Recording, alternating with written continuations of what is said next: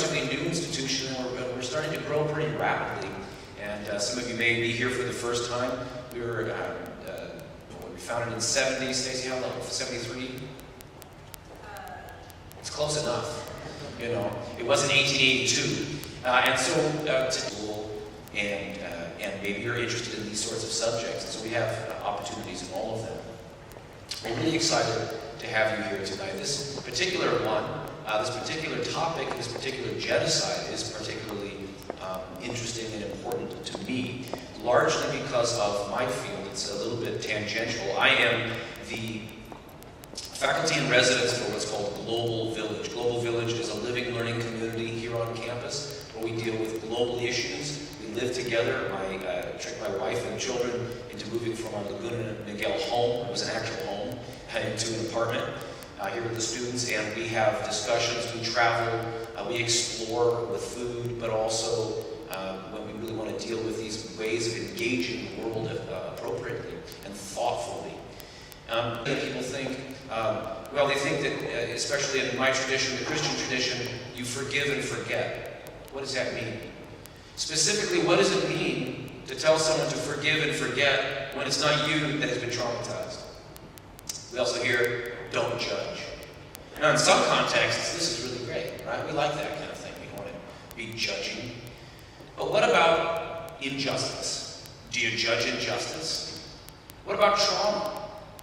Aren't we supposed to go to seek help and therapy to deal with the things that we suppress? Why would we be forgetting things intentionally? In what way is this a good thing, if at all? One of the things we'll be exploring, thank you so much for being here, because your story is so important.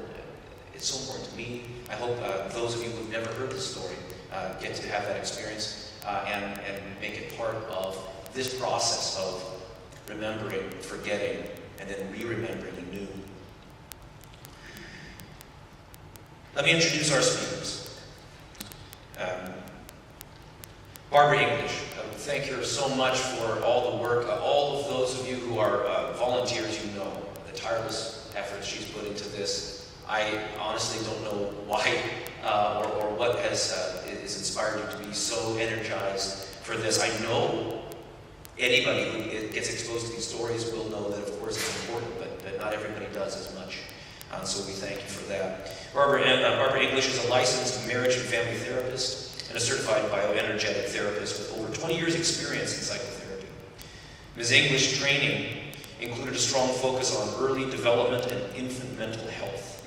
Working from a mind-body perspective, she utilizes relational somatic methods as part of the healing process for those seeking recovery after abuse or trauma. Recognizing that current trends and Western models of recovery are grossly inadequate for addressing the pervasiveness of traumatized societies, locally and globally. In 2005, she founded Living Ubuntu and serves as its volunteer executive director. Living Ubuntu seeks to increase compassion and support for the common good. Its efforts include raising awareness of trauma while offering methods of recovery better suited to large numbers of people from a variety of cultures. Recovery begins in safety, highlighting related human rights issues. For example, genocide and mass atrocities is a companion piece of the organization's approach. One of the things we emphasize here at Concordia University is the importance of what we call vocation. It's your calling. You could think of it in religious terms as calling from the divine, or in Aristotelian terms, fulfilling your purpose. And very often people want to do good, right? And we want to act. And so we sign up for things that feel good and maybe raise awareness. But what we emphasize here at Concordia is finding ways to use your talents and your special set of skills to do good. And so for that, Ms. English is a superb example of somebody who's taking training and using it for this very weighty project. So please welcome Ms. English, who is a 2009 Carl Wilkins Fellow.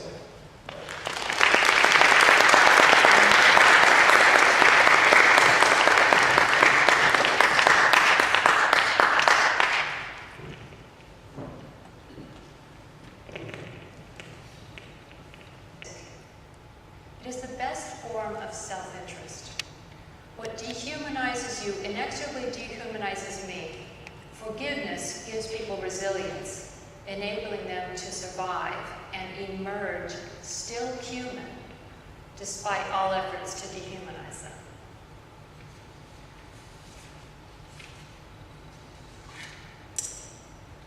So, I'm a psychotherapist and started living Ubuntu.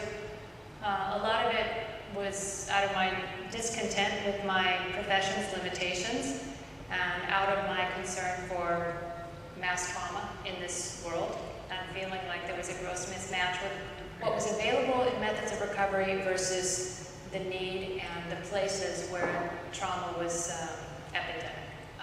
It was listed there, but for those of you that didn't see it, they are committing the greatest indignity human beings can inflict on one another, telling people who have suffered excruciating pain and loss that their pain and loss were illusions. And in thinking about the Armenian Genocide, that was one of the first quotes that came to mind for me. Because there are genocides, well, let me back up. Genocide to genocide to genocide, there are a lot of elements in common, and yet each one has its own unique qualities. And some genocides have received more recognition than others. The Armenian Genocide in particular has been significantly lacking in its recognition. So I think part of the question that needs to be considered when we're talking about the Armenian Genocide is how that lack of recognition has contributed to the suffering of those who have already suffered so much. One of the reasons I wanted to do this film series was to commemorate the genocides. This is one of 6 events that will take place in the month of April. This is only our second one. We have another one tomorrow night at Golden West that is on the Cambodian genocide. And within your program, they're all listed right inside here. So I hope you will join us throughout the month. And you're invited to a closing reception on the 30th at the end of the month. But in addition to wanting to commemorate all of the genocides that have starting dates and commemorative dates in April, I felt like there was a need to raise awareness of how many refugees live in the local area that have come here in one way or another connected to genocide. A lot of people don't realize that. Some people don't realize that we have genocide going on today. And a lot of people outside of the communities that have directly suffered don't think to commemorate these dates. So there was really many layers of what made me want to do this. But yet another reason for me was the nature of transgenerational trauma. That for those who have gone through genocide, it doesn't end when genocide is over. It doesn't end in their firsthand experience. When they give birth to children, even if those children were born in a time of safety, those children have their entire lives are formed differently because they were born in a family that had experienced genocide, and even into the grandchildren and so on. So when we're talking about the Armenian Genocide, we're not talking about a large population of first-hand survivors because it happened so long ago. And yet in today's world, for those that are children of survivors, or such as Levan, grandchildren of survivors, there's some of the story of the trauma and the suffering and the war that is still alive in the community. So tonight, I'm hoping that we get a chance to talk a bit about the Armenian community's suffering, but specifically, how does this community pursue healing amidst the current day denial of what's happened? Because it has not been internationally recognized the way many other genocides have been.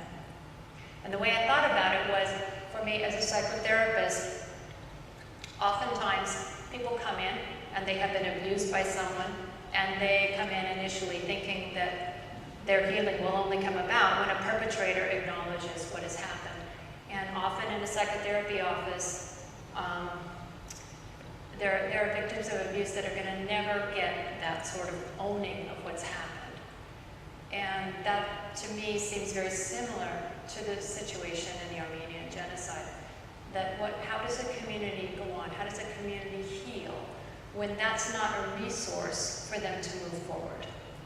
And yet, to have life on hold after so much suffering seems like an added layer of suffering on top of it. The last thing I want to say is just touching on the topic of forgiveness that Jeff was talking about, and having addressed that within the Desmond Tutu quote also.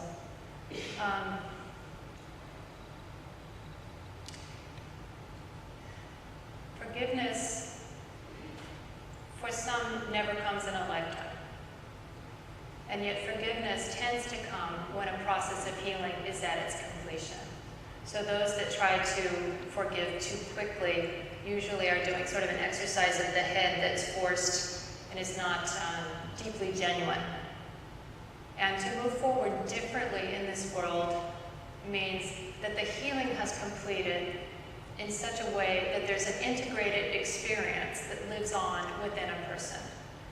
So it's not a forgive and forget model. It's very different than that. It's a coming to live with a new reality. That a genuine forgiveness comes as a completion of a healing process which enables a person to move forward with a different worldview, with a different perspective, with a different internal life, which carries the story that they've come to accept as part of what their life experience has been. And the releasing of the other gives them freedom to know. So it's not a gracious gift to someone else. It is, in fact, a gift for themselves. Harder to do this without that recognition, without that ownership of anything that's happened. So truly a difficult experience, particularly for the Armenian community. So I'm really glad that all of you have come tonight. And I only have one last thing to bring your attention to before we show the film. Inside your program, there is a card. There are several different ones, but this is an actual Armenian genocide survivor or victim.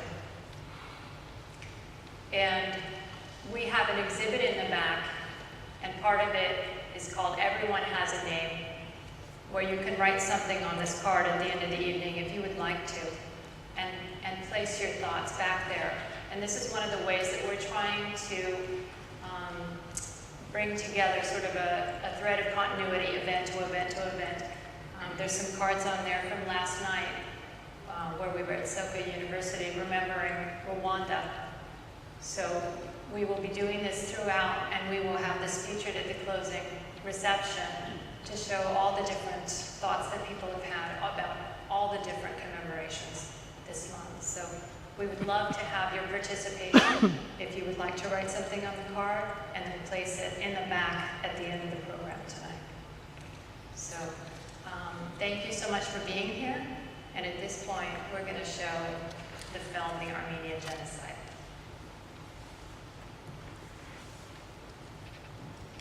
Questions, and I'll bring the mic around when that chance arises. Levon Marshalian is professor of history at Glendale Community College. He holds a BA from the University of Illinois in Chicago and an MA and PhD from UCLA. He has lectured extensively in Armenia at the Academy of Sciences, Yerevan State University, and the American University of Armenia, as well as in Beirut, Lebanon, and Montreal, Canada. He was a Fulbright Scholar in Armenia in 1994, teaching courses on democracy in America. In 1996, Dr. Marshalian testified before the U.S. House of Representatives International Relations Committee during a hearing on the Armenian Genocide. His testimony was published in the Congressional Record in May of 1998. In 1987, he had served on the California Department of Education Curriculum and Advisory Committee for the development of instructional material on genocide and human rights, and testified before government committees in favor of legislating mandating the teaching of the Armenian Genocide in secondary schools. He was invited to Ankara in 1990 to participate in the government-sponsored 11th Congress of Turkish History. His paper, Economic and Moral Influences on the U.S. Policies Toward Turkey and the Armenians, 1919 to 1923, covered the Armenian Genocide and its aftermath, and was published in Ankara by the Turkish Historical Society Press in 1994. He has been published in the New York Times, Los Angeles Times, Daily News, Education Week, Washington Jewish Week, Jewish Daily, Houston Chronicle, Glendale News Press, Washington Times, Daily Star, Beirut, Courier Paris, as well as in several scholarly journals. We're so glad to have him here. Come on up and welcome him.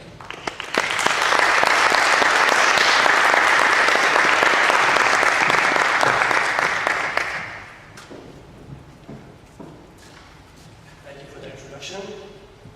Thank you for the organizers who put together this great exhibit outside. Before I get to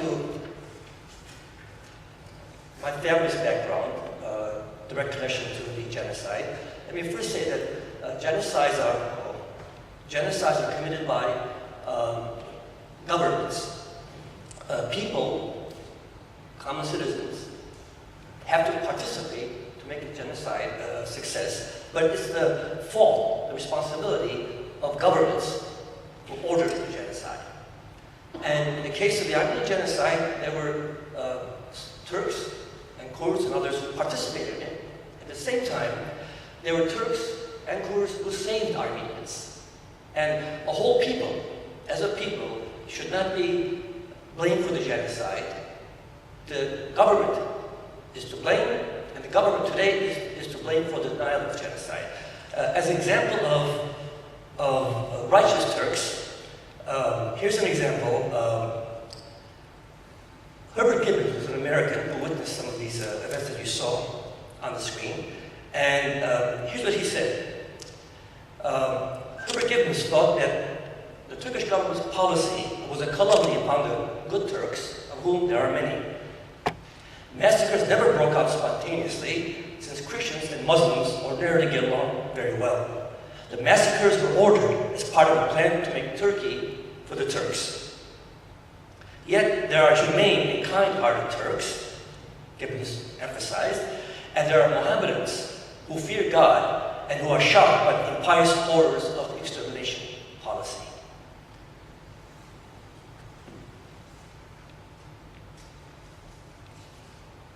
Let me give you just a couple of examples of my own family's experience. And I have never lectured publicly about my own background. I focused on academic and scholarly aspects. My grandmother, from my mother's side, his name was Agabi Ateshan. She was from a city called Tokat, which is the northern part of Turkey, close to the Black Sea. And she was married at a very young age, which is common at that time.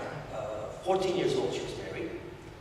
And around 7 months after she was married, we think World War I started. I never talked to my grandparents.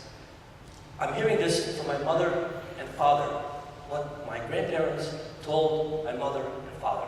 Because I left Beirut in 1956, I lost contact with my grandparents at the age of 6, so I never got a chance to talk to them about these matters. When the war started, her husband was drafted into the Ottoman army, and she never saw him again.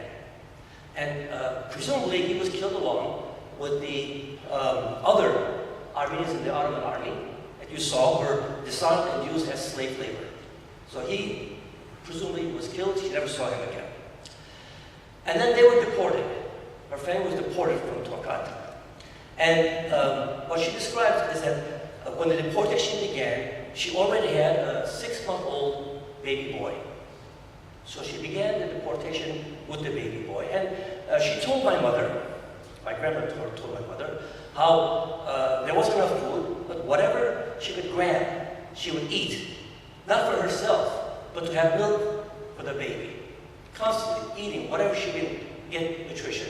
But it wasn't enough, and her baby boy died someplace along the route.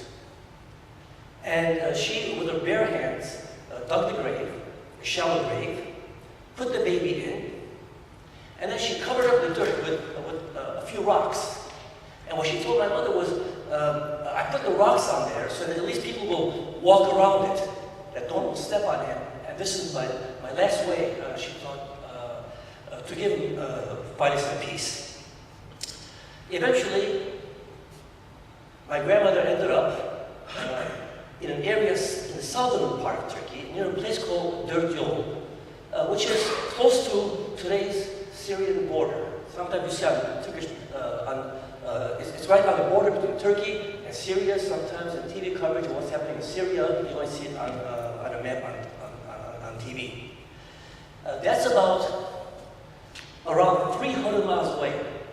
So she walked from Tokat down to the southern part of Turkey. That's around 300 miles. How far is this area from San Francisco? Around 350, what is it? Whatever it is. Imagine walking from here to San Francisco. Roughly that distance, under those cool conditions. She and another girl, both at this point maybe 15, 16 years old, they found themselves in a field. Imagine the condition they're in. They're alive. A kind Turkish man in the area saw them and offered them a home. Asked them, "You want to come home with me and my family will take care of you." They went with this Turkish man, and sometime later, I don't know how long later, I presume when the war ended, an Armenian woman came to the Turkish man's house and said that we know there are 2 Armenian girls. We want to recover them. He said, ask them whatever they want. And this Armenian woman, who I think she was working probably for nearest relief. And she asked my grandmother and the other girl, I can take you so you can be with Armenians again. And my grandmother said, you mean there are Armenians left in the world? The experience they had made them think that they thought they were the only Armenians left in the world. And what experience did they go through? Here's an example from Charles Grant, who's an American, who witnessed, as a relief worker, he witnessed some of these experiences that my grandmother went through. All along the river, they found a great number of corpses, mostly of children. They also saw corpses on the banks of the river. The number of victims must have been 12,000. The absence of male corpses was particularly striking. The victims who were shot must have been shot at close range after having been lined up both sides of the valley. The plateau, strewn with scraps of female underclothing, must have been the scene of violent outrages against women. Another witness was Edith Woods. Edith Woods was a nurse with nearest relief. And here's what she wrote. It was like an endless chain. The children would often die before I had taken their names. 40 to 50 of the older women died each day.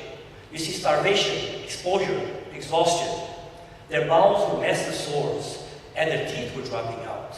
And their feet, those poor, bleeding feet. The Turks were doing nothing at all for them. In Malatya, the dead lay around the streets and fields. No attempt was made to bury them. Deportation is sure death, and a far more horrible death than massacre. Unless one sees these things, it is difficult to believe that such monstrous cruelty and barbarity exist in the world. Making women and children suffer that way until they die seems incredible, but that is Malatya. So my grandmother probably experienced things like that. Eventually, my grandmother married my grandfather, whose name was Bedros Kırşkeryan. He was from Dörtyol. And he used to describe to my mother what he used to have in Dörtyol. He was a farmer, and he had orange grove, huge orange grove. very wealthy, and he also had gold buried. When he was deported, he eventually ended up in a city called Iskenderun. When he was deported, he lost everything.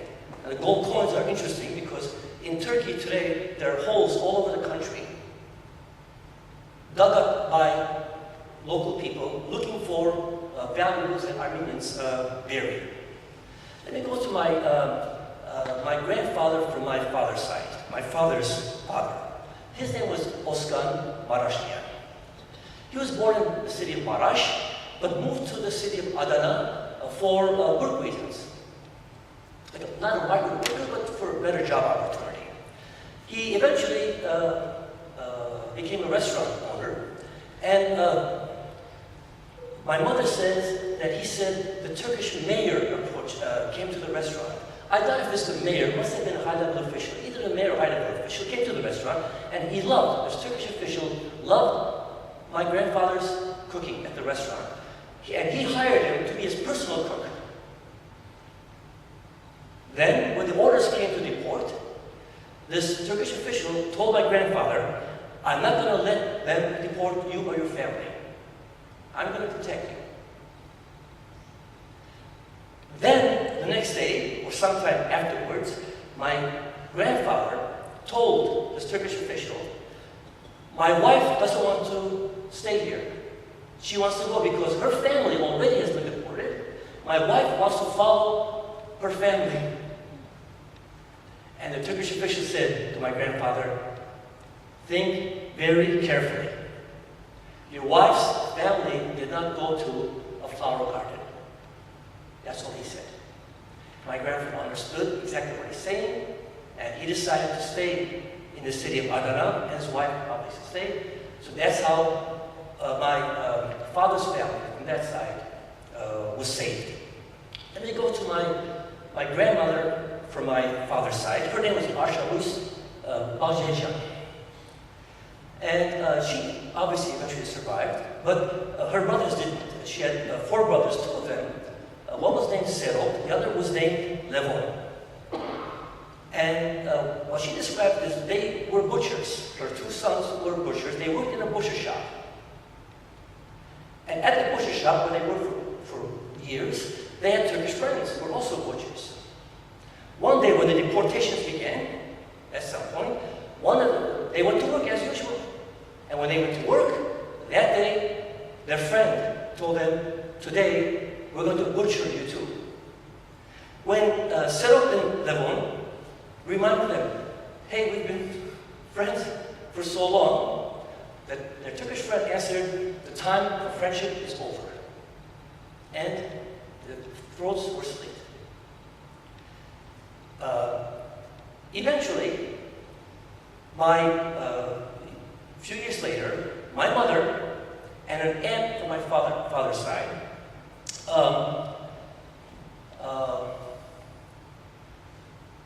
were pregnant.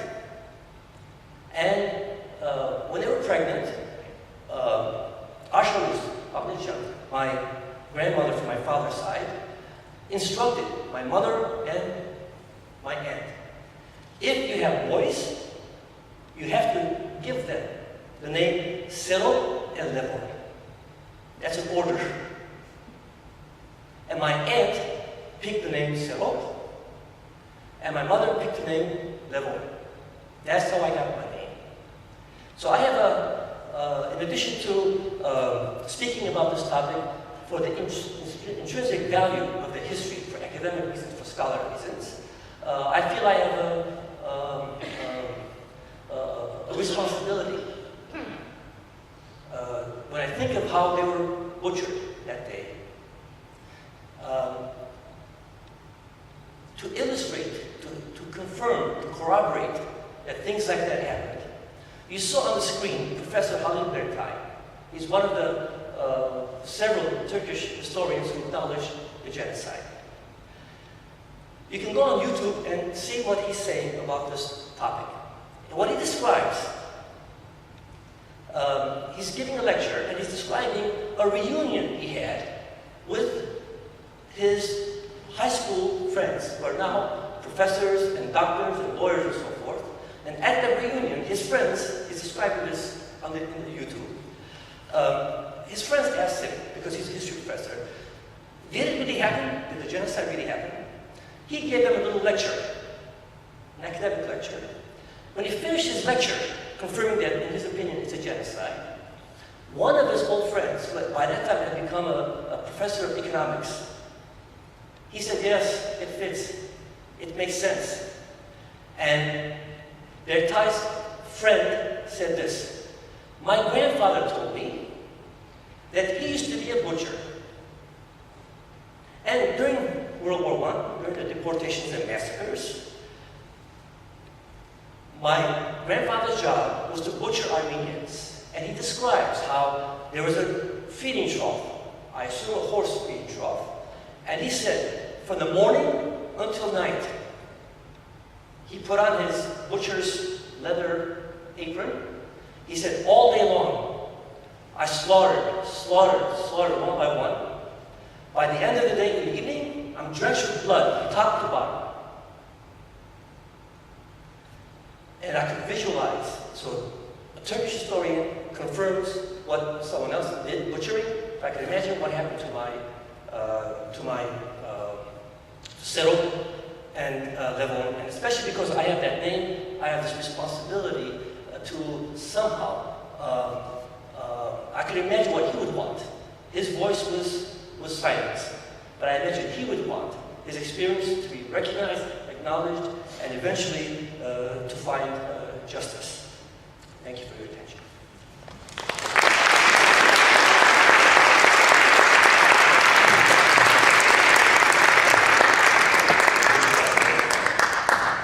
So now at this time, I'll be running around this way and that to hopefully get your question audible on this mic. I know people don't like to sometimes have a microphone, but please do take the questions that you might have, either related to history, the family experience, or to issues related to recovery from trauma in the psychotherapeutic sense. Yes?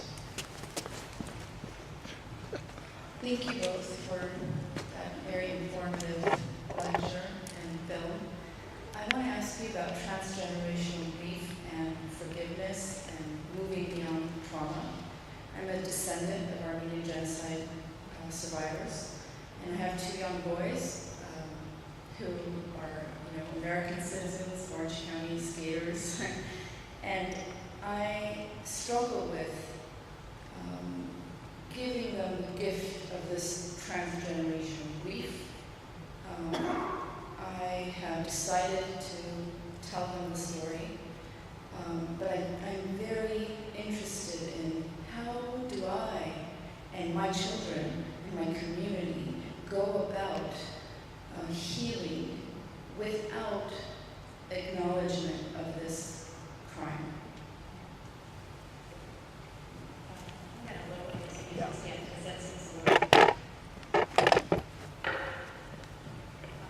Thank you for asking. I can appreciate, the difficulty and the concern for your children. I don't have an easy, simple answer, but the inner work is going to color your relationship with your children. And one of the conversations that Levon and I had the first time we spoke was more at the level of the Armenian community, the broader picture. And one of the things we spoke about was how does what can the Armenian community do when, as a community, not just as individuals, but as a community, there's this sense of not being able to fully move forward because of the lack of recognition.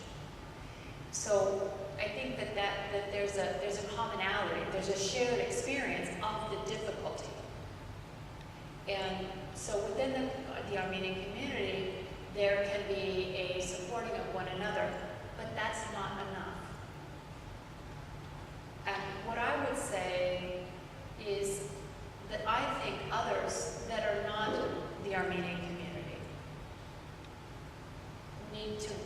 rally around the Armenian community as that much needed community of witnesses. Because, and I'll use the psychotherapy situation to make a point here.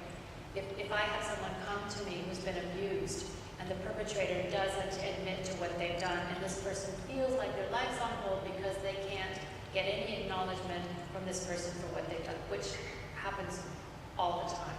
For a perpetrator to deny, there's nothing unusual about that, whether it's individual or international. The process requires that that person isn't left to resolve it by themselves. They have to have an external witness that is not afraid of the pain and not afraid of the suffering and can stay with them through the process for it to resolve.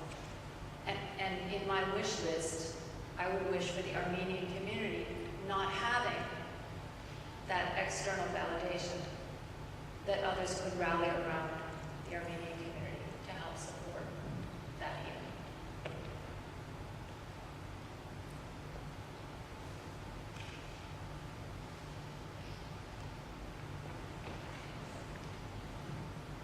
Hi. I have two questions. The first one being, well, firstly, I really appreciate the distinction that you've made between pinning it on the Turkish people and the Turkish government. It's a really important distinction, and so my first question is, with this community of support that you speak of, how do you get others to make that distinction and avoid prejudice against Turkish people? Myself, or well, I always emphasize this point in my classes and in public presentations. I always emphasize it. And most other speakers on this topic either emphasize it or say it. I feel it should be emphasized more. But there are a lot of people who are not common citizens. They're not highly educated. They're not professionals. And when they have this personal background and experience, the kind of experience I have in my family, so many Armenian families have that same experience, it's hard for them to distinguish the difference because of the denial. So there's a feeling that even though the genocide itself was committed by people who are long dead, there's a single person in Turkey, obviously, who is personally responsible. But the transference of guilt sometimes, in the minds of some Armenians, goes to common citizens also because of the denial. If there are more Turks in Turkey, like Halil Berktay, Taner Amcan, and others, to bring about inside Turkey a recognition by the public that a previous government did this, it would be easier to separate the private citizen from the government. The policy of the modern Turkish government, the policy of denial, is smearing all Turks. And today's Turks are a victim. Armenians are a victim of the denial, but today's Turks are also a victim of the denial. Because of the denial, today's Turks who are personally innocent have to carry around their necks an albatross of genocide committers. Because of the denial. If the denial did not exist, if this crime against humanity were acknowledged, then every year Armenians would remember, of course, but there would not be demonstrations in front of Turkish consulate. There would not be resolutions in Congress. It would not come up constantly. It would be an item to use for education. Obviously, we study history, but it would not come up all the time. So, because of the government's denial, the Turkish public is compelled to face the fact we're personally innocent. We saw these two men saying the Turks would never do that. Well, I'm sorry. A certain number of Turks in the government did do that. They're a victim of the Turkish government because what did one guy say? Because that's what I read in history books. Well, who wrote the history book? The Turkish government. So the poor guy is ignorant of the history, And you can't blame him for trying to defend the denial. And he sounds ridiculous, his position. But it's not his fault for sounding ridiculous. He's a product of the educational system. But there are now interesting things happening in Turkey. It's opening up more, and the knowledge of what happened to the Armenians is spreading very slowly.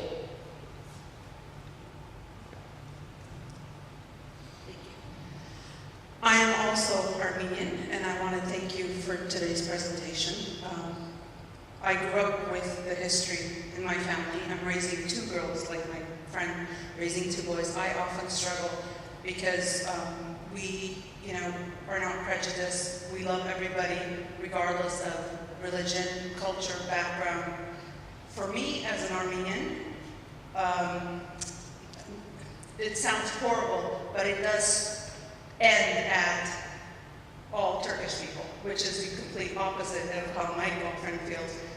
I think it's more, it comes from the gut, it comes from my own emotions, because I believe my mind is connected to my gut, and somehow it's awkward and it's difficult. So if I go into a business, regardless of what it is, I have to know, if I hear an accent, I need to know, is it a Persian business owner or is it a Turkish business owner? Not prejudice at all, but I think it comes because the issue is not resolved within the Armenian community. With that, I myself read a lot of the message and the propaganda that comes from the Turkish side. So my question is for you, Professor, specifically. True, it is opening up slowly, and I realize that the Turkish government, cracks down on communication. I know recently they shut down Twitter or Google. They did something where it was diverted to, this is what I'm reading. So in an era where major uprisings start from Facebook and Twitter, what is the delay in that happening in Turkey? Because yes, they are very educated, they have brilliant professors. It can't be that it's the only professor that we see in the interview who is willing to come forward and discuss the Armenian genocide. So, it is happening slowly, but perhaps it's a little too slow in today's, era of technology. Well, it is slow, but the change is significant. And it's not only been tied, I don't want to give a whole list, but there are a considerable number of Turkish scholars who are acknowledging the truth. And the numbers are growing. It is slow. You asked, I think you said, what the reason for the delay? Or in an era where everyone is connected. I see. Not just today, going back a few years, watching what happened in Egypt and some of the other parts of the world where everything started with Facebook. What is taking so long, I guess, is the question for Turkey. That's one reason why the government is cracking down on social media, precisely because it is working, but too slowly. But when it comes to the Armenian genocide, it is such an important issue for Turkey, for the Turkish government. There are important reasons why they deny. I don't want to talk about it now, it will take too long. But there are serious reasons for their denial. It's wrong, but there are reasons for it. And in Turkey, the non-Turkish public, they are the product of the socialization that takes place in every country. They're a product of the education system. And you can't erase someone who goes through kindergarten, first grade, second grade, high school. It's hard to change course in someone's thinking when their whole education system, their newspapers, their media, constantly teaches that version that Halil Berktay talked about. Recently, there was a film called Sana Gelin, a long Turkish film, and a horrible misrepresentation of the history. And the government wanted that film, and I was interviewed in that film, by the way, also. And that film is so, it feels, today's Turks who watch it, with hatred for Armenians, as if Armenians were the perpetrators and Turks were the victims. So when the government ordered that film to be shown in public schools, and eventually it was stopped, there was an outcry from Turkish citizens, an outcry. One father complained, I do not want my children to watch this film in school. There was a public outcry, and the government, after a couple of years of showing it in schools, the government withdrew. So from public pressure, because the public in Turkey saw what a bad, damaging film this is. So it is very slow, but I don't know the answer for it. All education is part of the answer. Events like this is part of the answer. But ultimately, inside Turkey, as more people, it's like a rock you throw into a pond. It has a rippling effect. So every historian that emerges and says it's a genocide, that will produce presumably 2 more and 3 more. There are young scholars now inside Turkey who are beginning to major in this topic. There are several of them who are majoring in the topic, coming up with a lot of new information. Here's an example of something changing. The foreign minister of Turkey, Ahmet Davutoğlu, just I think it was about a month ago, just recently, he said on an airplane coming back from Armenia, he was there for a conference, and he said on that plane to a group of journalists, he called the deportations, he said it was inhumane. The foreign minister of Turkey is calling it genocide, of course, but what does inhumane mean? So when a high-level official in the government calls it inhumane, that's a big step forward, isn't it? I can't imagine a Turkish minister calling this, going that far, calling inhumane maybe 10 years ago or 20 years ago. So something is changing, and it's up to not just academics, but people in the audience, everybody to do this share. That's why this event outside is so useful. We have time for one more question. First, I want to thank you for being here and for your wonderful speech. And I know that Armenia has lots of neighbors and also Turkey. I was wondering to know that,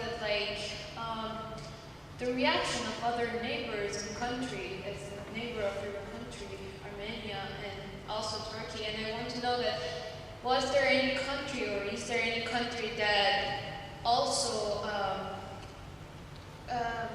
denied the genocide of Armenians?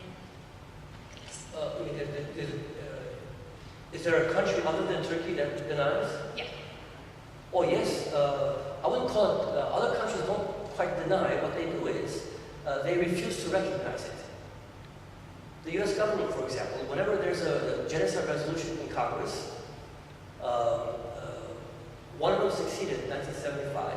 But what the US government position is, to not say it didn't happen, but the White House position, the State Department position is, we should not call it genocide because Turkey will get angry. So the US government doesn't quite say it's not a genocide. President Obama made a promise he promised that if I'm elected, I promise to publicly, officially acknowledge this as a genocide. When he came into office, as all presidents, Republican, Democrat, now he changed his mind. He refused to use the word genocide. But what he did is, he was visiting Turkey. Soon after he became president, 2009, he's in Turkey. And he's had a press conference right next to the Turkish president, Abdullah Gül, right next to him. And a reporter, the Chicago Tribune, asked Obama a question. Are you going to use this year the word genocide? When April comes up, are you going to use the word genocide? And what Obama said was interesting. He said, my view on this issue has not changed. What's his view? All his life as a senator in Chicago, he's called it genocide, repeatedly. My view has not changed. But, he said, I don't think this is the right time for me to get involved in this because Turkey and Armenia are beginning a dialogue, so I don't want to inject myself into it. That means Obama confirmed that he still thinks it's a genocide. He just doesn't want to use that word. And if you saw the president of Turkey's face standing next to Obama, he didn't like the answer. He didn't like it. Indirectly, Obama's saying it's a genocide. Indirectly saying, I know, next to me, you're standing here, you're a president too, and I know what you did, but to keep you happy and to have you continue to buy weapon systems from our military-industrial complex, I will go along with your request to keep our relationship. So Obama used the Armenian word instead of using genocide. There's a word called yehed in Armenian. He used that word. That word for Armenians means genocide. So it's not quite denial, it's avoiding officially recognizing it.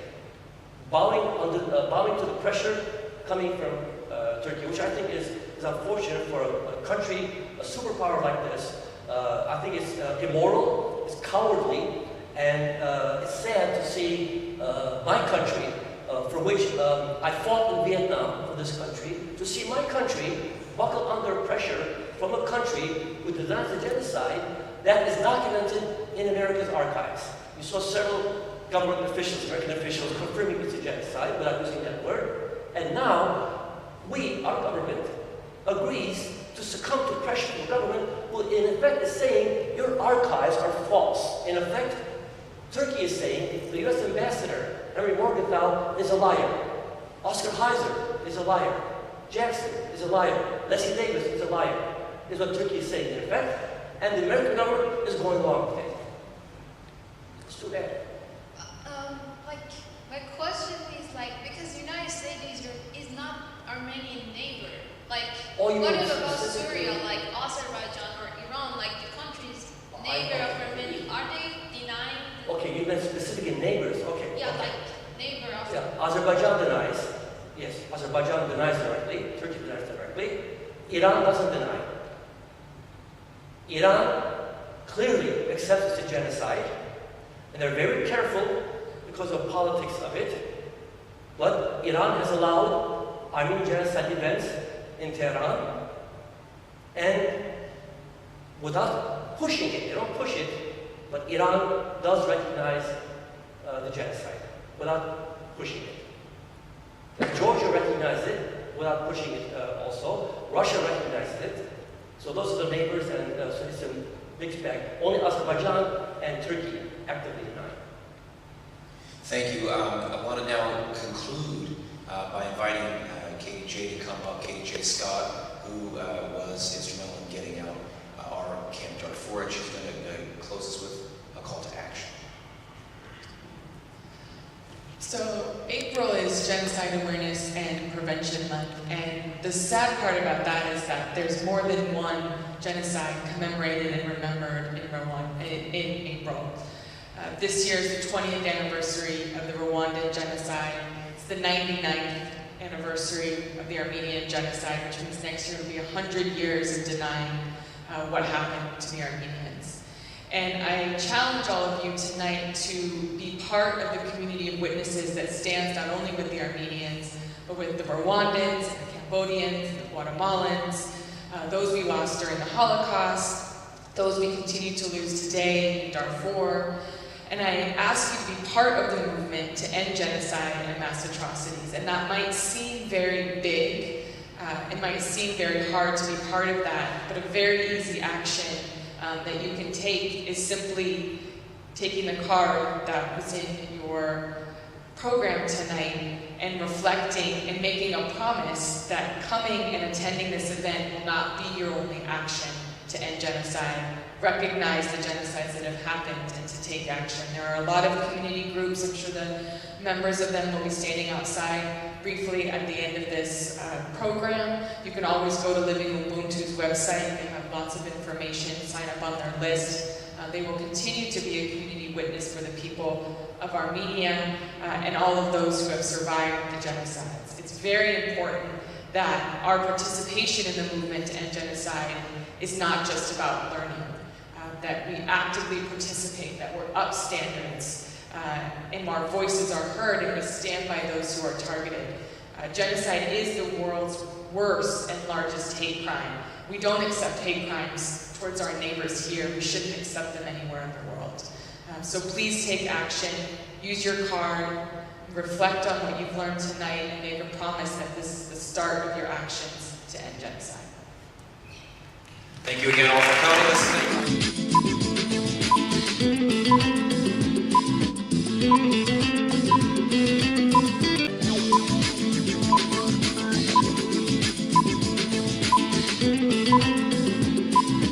Thank you.